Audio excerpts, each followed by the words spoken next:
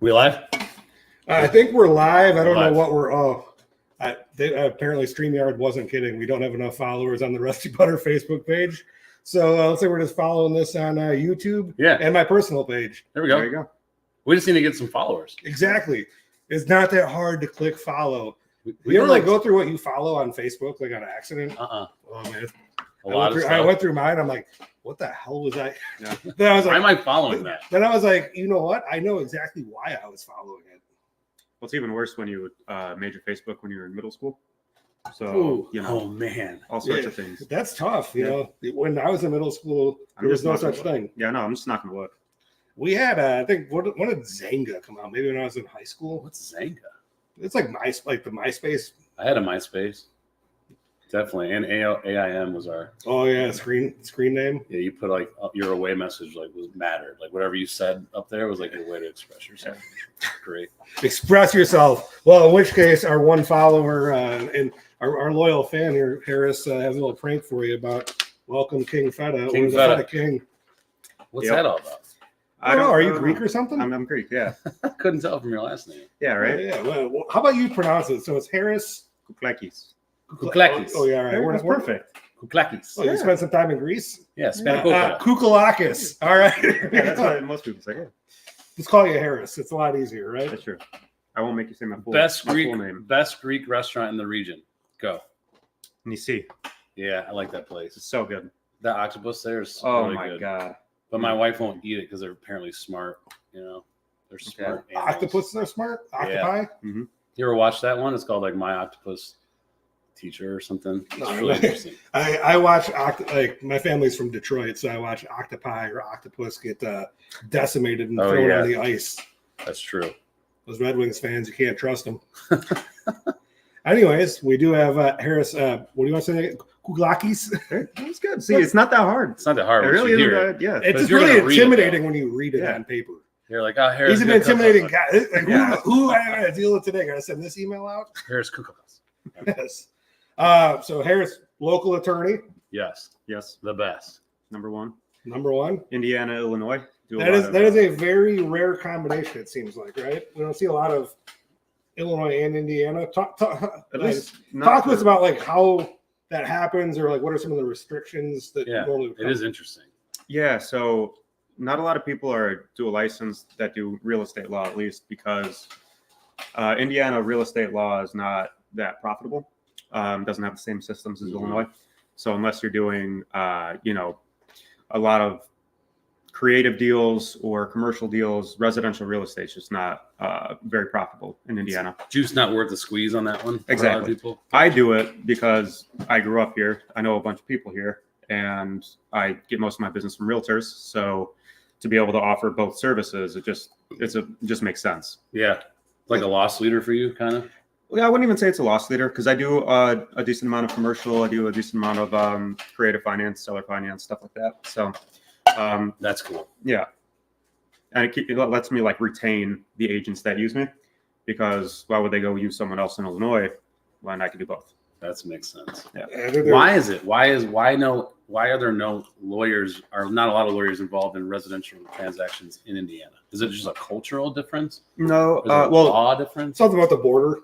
Yeah. Something about that imaginary line. So first is just, I would say how, I don't know if you want to call it tradition, but basically, in Illinois, we've baked ourselves into the contract with the attorney review period. We can actually modify the contract. In Indiana, we can't do any of that. We can review it, but we can't modify it. Change it. Yeah, we can't change the contract unless we drafted our own and put it in there. But like the form contracts don't have anything for us to change. So we're not as valuable over here because, if you already signed a contract, then that's that. It's over. You can still back out under the contingencies, but it's not like I can change your tax proration or anything like that. Yeah. So people don't have lawyers like read these contracts first. They just sign away. Is that pretty much? Wow. Yeah. So, but they're drafted by lawyers. The form contracts are drafted by the lawyers for the association. So that also scares me. Yeah. The lawyers.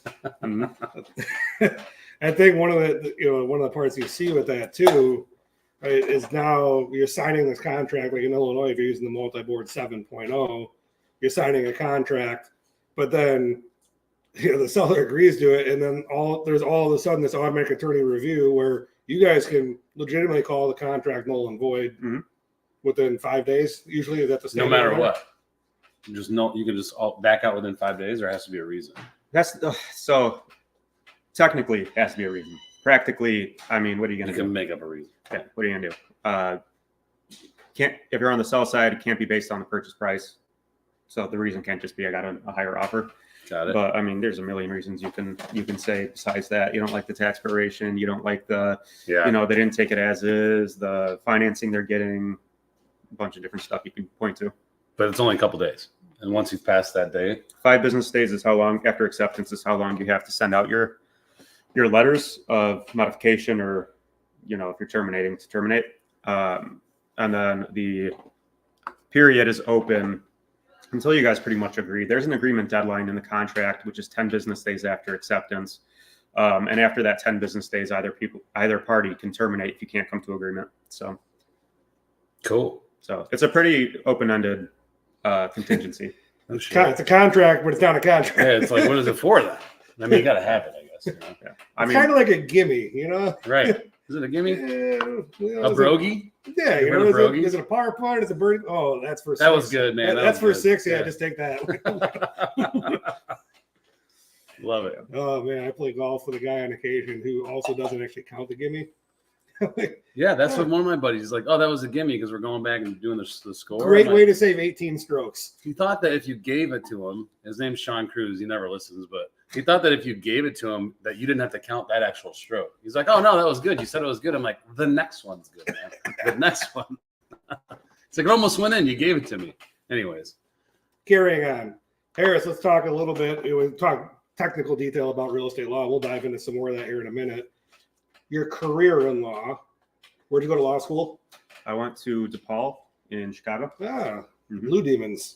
Which is always crazy to me because it's like a Catholic university with a demon as their mascot. And they just got no comment. We won't comment too much on it. They got murals of demons on the wall. It's like, why? Wow. Oh, I mean, shouldn't they be the saints or something? But how do the demons feel about that? I don't know. We better ask them. Man, they're probably feeling pretty good because they got murals on the wall. Yeah. So you said you grew up in the region here, though, right? So you're from.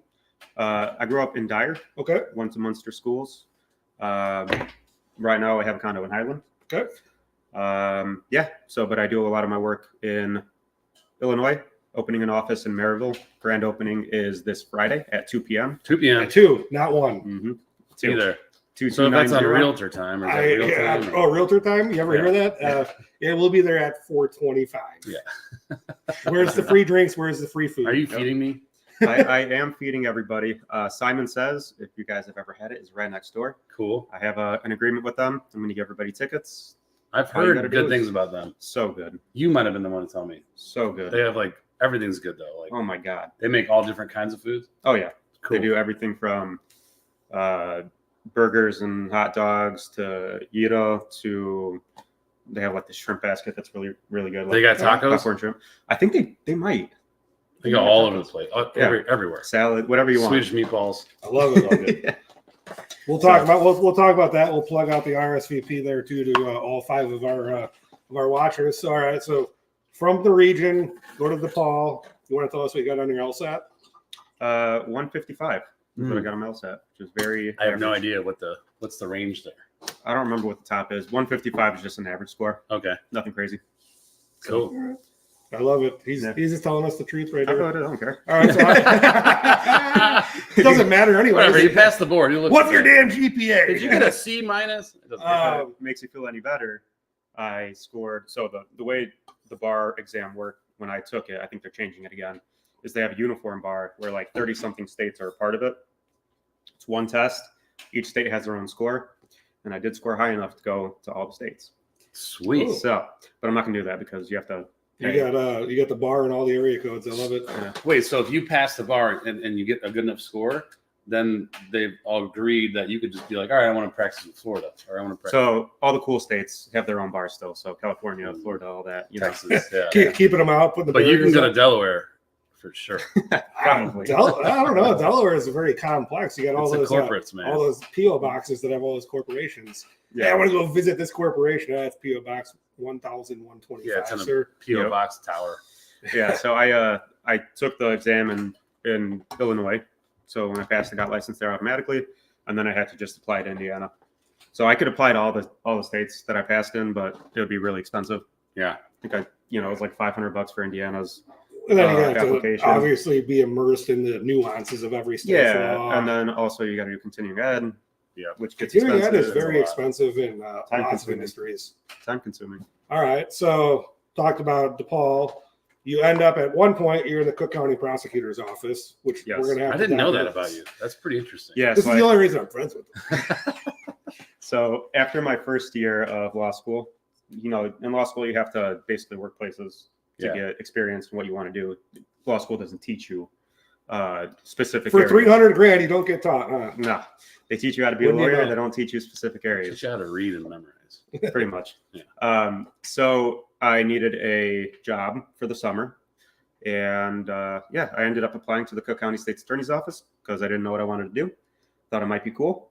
So give us a year. What year? Like what years are we talking here? So let's see. I started law school 2018. So it would have been that summer. Okay, cool. Yeah, 2019, 2018, somewhere around there. All right. I don't know. I can't remember. But yeah, so I went in for the interview while I was still in school. I met this guy who was the head of the narcotics division. Okay. So he said, here's my number.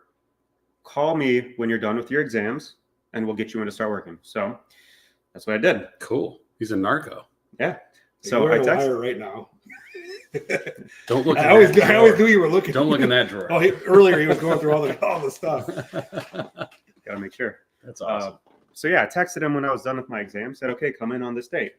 I go in on that date. He's not answering his phone. Calling him, texting him. They won't let me in through the Just the like front. standing out there. Yeah, they won't let me in because there's a security. This is the court. Luckily, I had one other guy's number that when I went there earlier that I saved. I called him. I'm like, hey, where is this guy? I'm here for my first day. He said, oh, he got fired. Yeah.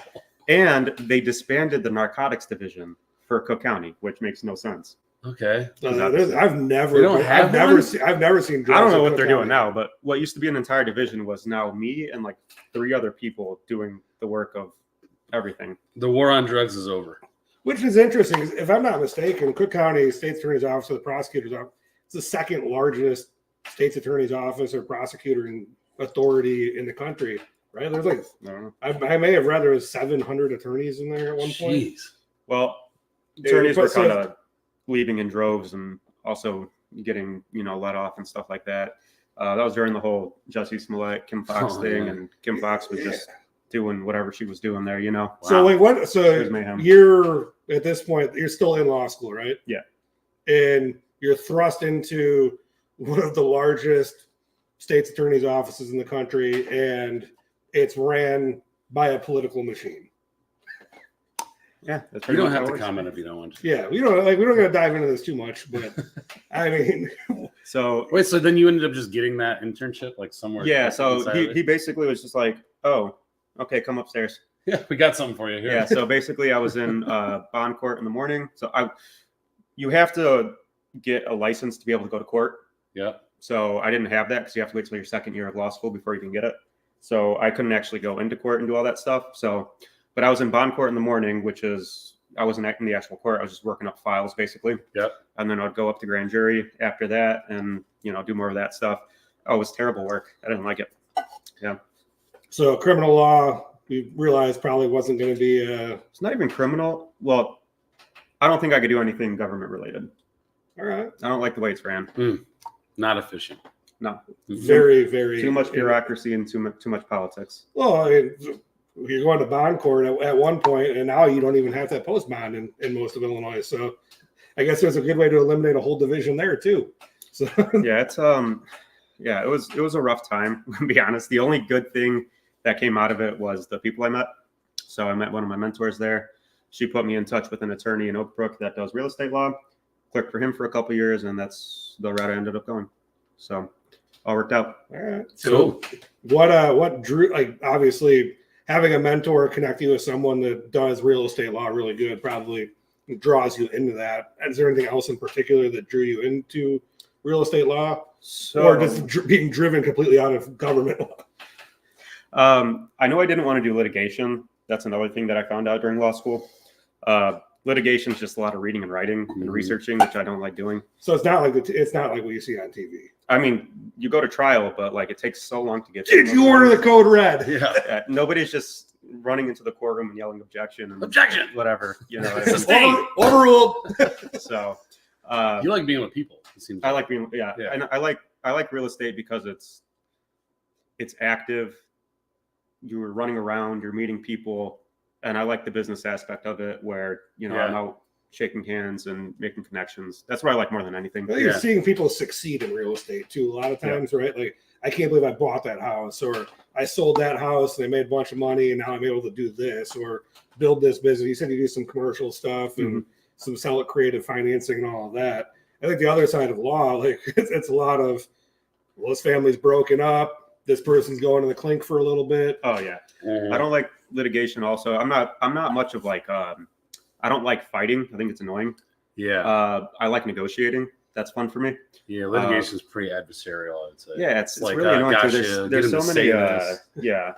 You didn't cross this T and dot that. So many formalities too, and this is just like a petty reason, but I don't like filing things.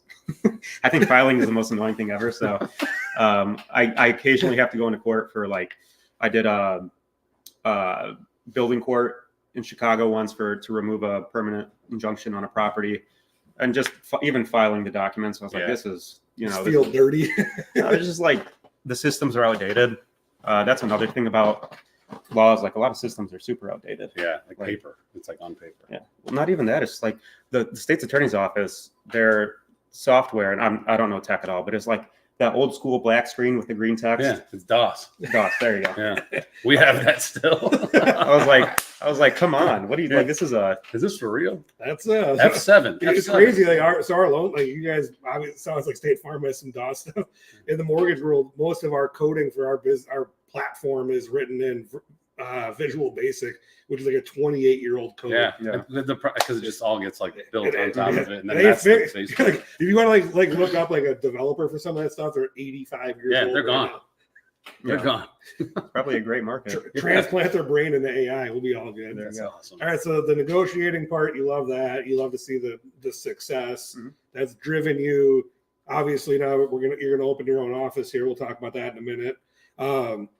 But one of the other pieces of real estate, right, is title insurance. Yeah. We talk about, and I think a lot of people get confused. It's so confusing. Because it's like, oh, do I get that from Adam? Like, why do I have to get Tony? Why do I have to get that? Yeah, what is it? Why do we have to have it? So it's in the contract.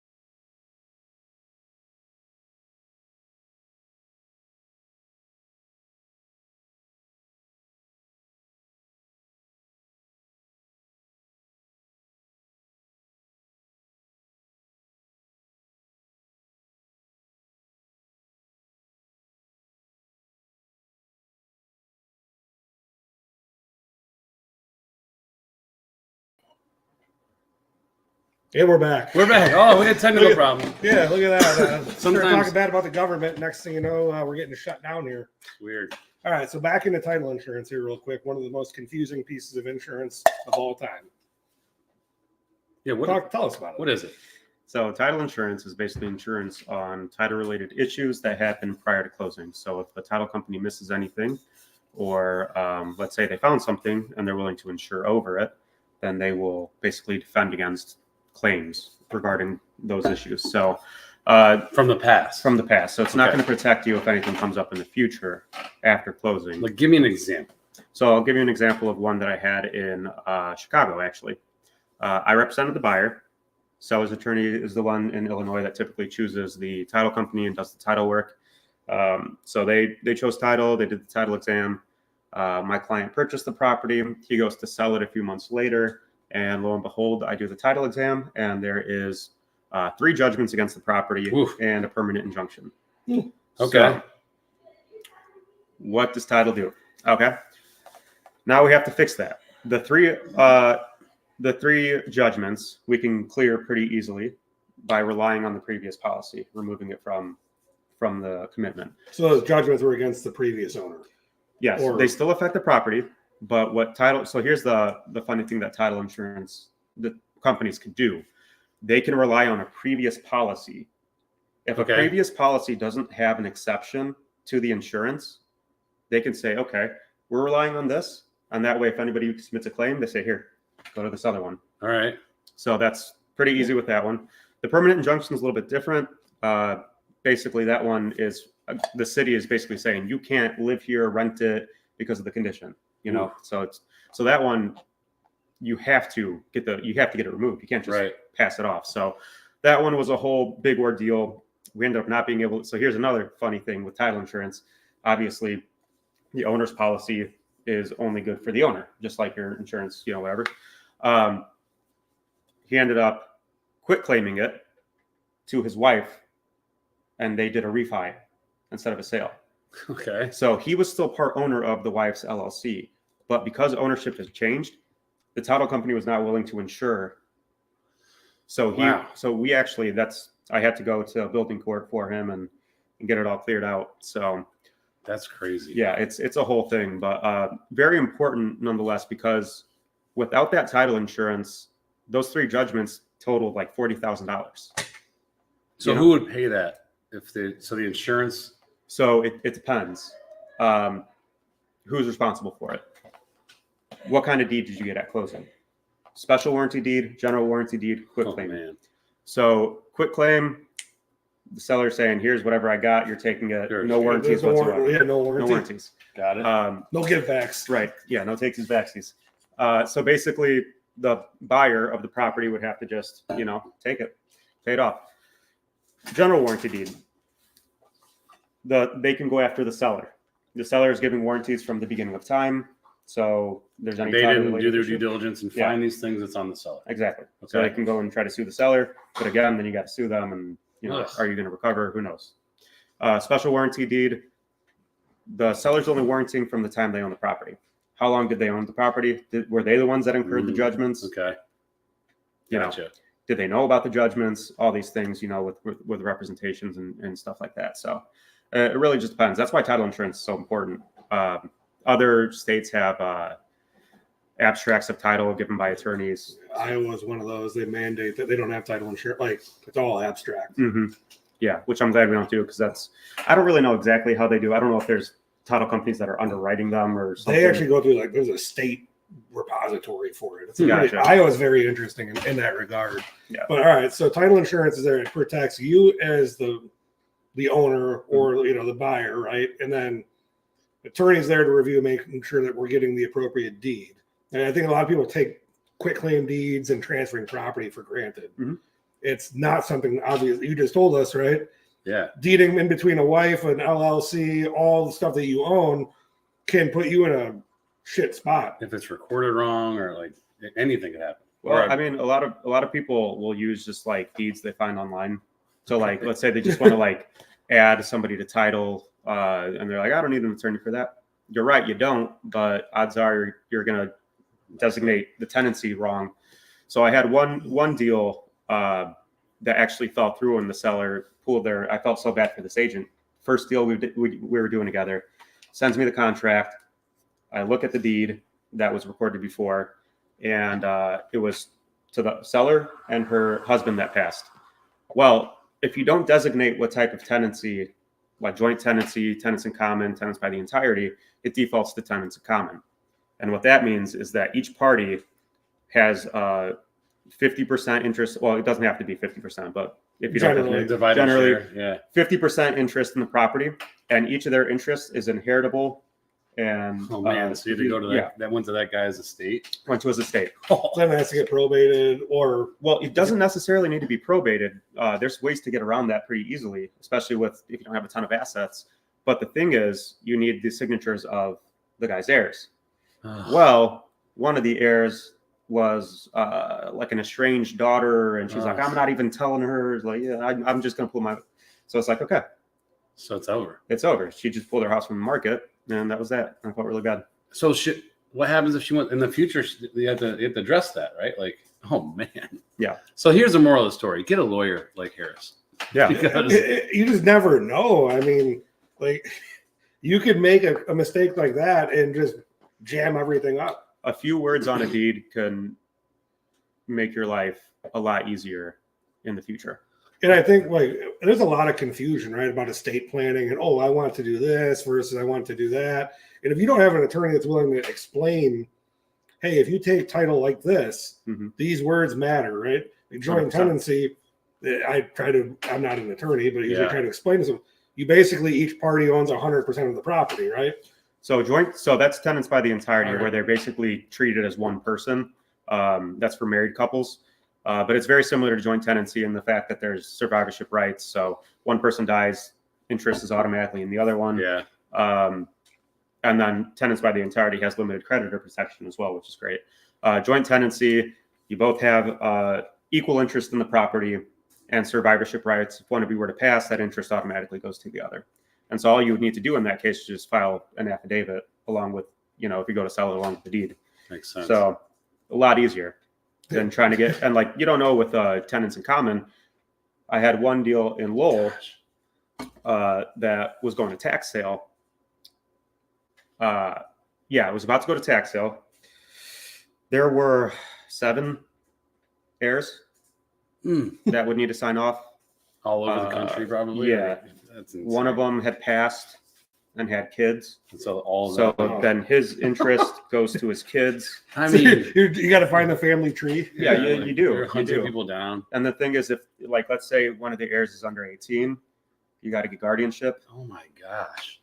And all that could have been prevented with like an hourly rate as joint tenants. Yeah. I charge $250 to do a deed. I can think of like several instances, and we won't go too deep because I know we're out of time. But if I just would have had a lawyer like read over like a lease I signed in a partnership, and I didn't realize that I signed as personal guarantor of said lease, and that came back to haunt me. Yeah. I think a lot of these documents are standardized or appear standardized because you can find them online. Yeah. But just because they're standardized doesn't mean that they're like close your eyes and sign. You're signing up for something. Right. Whether it be a deed, a contract, a lease. If you're trying to do a real estate deal cheap, it's gonna blow up in your face, man. Like, oh my goodness. If you're spending a couple $100,000, what's an extra $600, $600, right? Like just to have the peace of mind and know that it was done right. So that you're not paying tens of thousands of dollars later on to sell that property. Yeah. Well, I mean, it's a lot of things. It's people want the easy way where they think they're saving on fees because the other party's paying them. It's like, there's a reason. Yes. The other party's willing to pay all your expenses. They're in control of it. They're in control, and you're probably not getting a good deal. Yeah.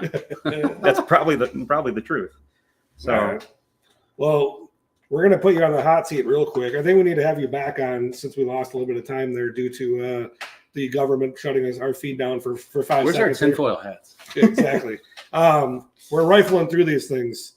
So, are you a baseball guy at all or no? No. All right, perfect. We'll skip that one. You open your presents on Christmas Eve or Christmas morning? Christmas morning. All right. Sounds Greek. Yeah. All right. So, what's a song that you listen to by yourself on repeat? on repeat. Yeah. Oh my goodness. Tell us Only by yourself, though. Yes, Only by Like yourself. you're embarrassed to talk about it. yeah, like you're And if it's Taylor driving Swift, home that's and okay. you're just karaokeing in the car by yourself. California Girls. Katy Oh, Perry. man. I love it. Is this why your party's gonna be a luau? Honestly, I'm not even embarrassed about that one. All right, That love that song's song. amazing. favorite rapper, favorite rap group. I like Kendrick. Mm. Gunna. Not on Team Drake, huh? I like Nas. All right, ooh, Nice. some Not old Lil school Nas. throwback. Not Regular not- Nas. yeah. Not I Lil like Nas. Lil Nas too, but Yeah. Nas is amazing. Punk or emo? I like pop punk. All right. How many times you watched The Notebook? I don't think I've ever watched Notebook. Oh All my right, gosh, look at ladies. that. Listen, this guy eligible. Mhm. Did you cry when you watched Marley and Me, or did you not watch that one I either? don't think I watched Marley and Me. Holy I God. heard it was sad though. It was Deep. yeah, real deep. We had to ask Nick Osting this too. How long is your hair routine in the morning? It's about 20 seconds. Really, just a little. Perfect. I let it dry, texturizing powder, a little bit of wax. I and use that's that it. powder sometimes. I just don't have enough volume. Yeah, You know? you're telling me. That's Yeah. Volume what got I'll turned do down with on this dome for a while. Ooh, All right, Harris, layers. we got you're opening up your office here in Maryville, correct? Mhm. We have a party for this on Friday, We the do. 14th. 2 p.m. at 2290 West 81st Avenue in Maryville, Indiana. Right People- next to the Simon. What is it called? Simon Says. Simon Says. Simon Says next door. So they will basically, I'm giving everybody tickets. You go over there, get free meals, and we'll have charcuterie provided by Chartreuse? Chartreuse. Charcuterie? provided by Vague Charcuterie. Agency. Oh, yeah. Nice. Oh, Didn't even hey, know that. Look at that. You guys didn't know you had a small deli in the back Go to here? deli. Yeah. I Sabrina love it. cooks it Harris, up. how do people get in touch with you? Phone 219-671-6347. Email harris@kouklakislaw.com. I think one of the best things about Harris, he is extremely responsive. And Yeah. you don't always get that with attorneys, especially in real estate side of things. If you value quality, representation, he's your guy. If you value consistent communication, frequent communication, he's definitely your guy. Love All it. right. Anything else? Good. U.S. Open this weekend. U.S. Open. Pinehurst #2. Oh, we got Staples from So that place hard. still. So hard. Still got Staples in there. All right. Well, that's it. We'll see you guys at Harris's party on Friday. And we'll keep on keeping on. Harris, we'll have you back on to talk more about Yeah. general warranty deeds, title insurance, and all that fun stuff. All the Government lawyer doesn't stuff. shut us down. Sounds good.